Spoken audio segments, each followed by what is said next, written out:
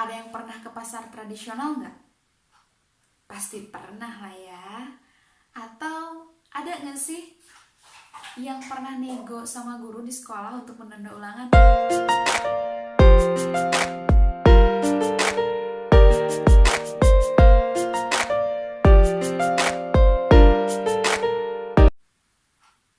Hai Sobat Pembelajar, bertemu kembali dengan Kak Santi.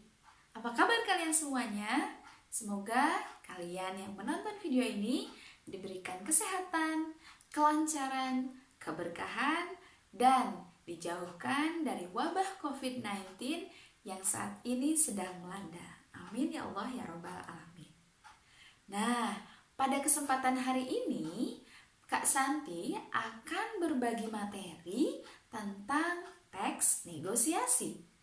Jadi, apa sih teks negosiasi itu? So, check it out.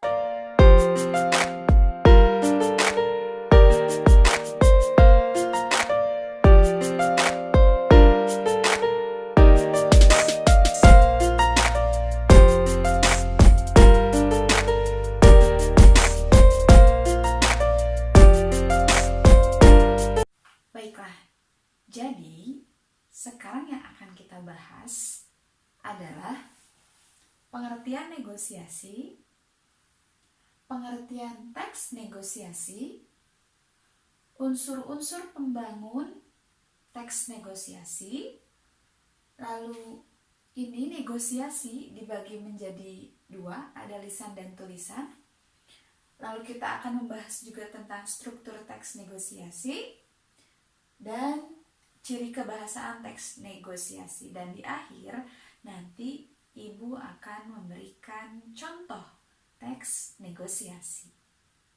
Oke, kita mulai dari pengertian teks negosiasi dulu ya. Jadi negosiasi itu apa?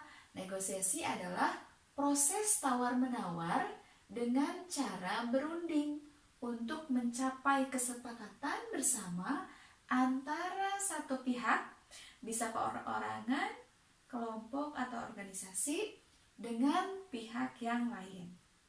Itu pengertian negosiasi. Kalau teks negosiasi itu apa? Jadi teks negosiasi adalah teks yang memuat interaksi sosial untuk mencapai kesepakatan di antara pihak-pihak yang memiliki kepentingan berbeda atau saling bertentangan. Jadi, negosiasi harus dilakukan minimal 2 orang ya. Oke, sekarang kita masuk ke unsur-unsur pembangun teks negosiasi. Nah, unsur-unsur pembangun teks negosiasi itu ada 4. Yang pertama, adanya partisipan. Apa itu partisipan? Partisipan adalah orang yang mengajukan dan orang yang menawarkan. Lalu yang kedua, adanya perbedaan kepentingan dari kedua belah pihak. Oke, yang ketiga ada pengajuan dan penawaran, dan yang terakhir adanya kesepakatan sebagai hasil dari negosiasi. Itu dibagi jadi 2.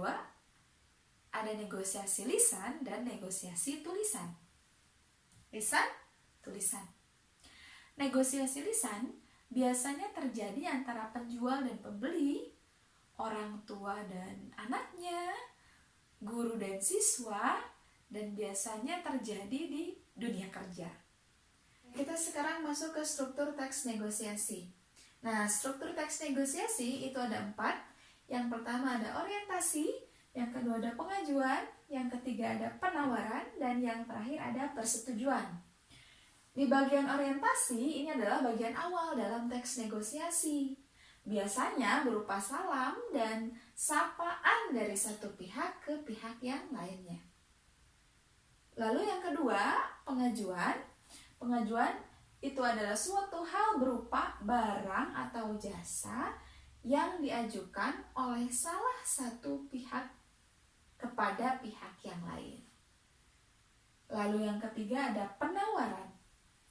Penawaran ini adalah usaha yang dilakukan oleh salah satu pihak ketika menemukan ketidaksesuaian atau ketidakcocokan. Nah, dan yang terakhir ini ada persetujuan. Oke, persetujuan itu adalah proses memiliki solusi, jadi sudah memiliki solusi nih ya, yang tepat, solusi yang tepat dan menguntungkan kedua belah pihak.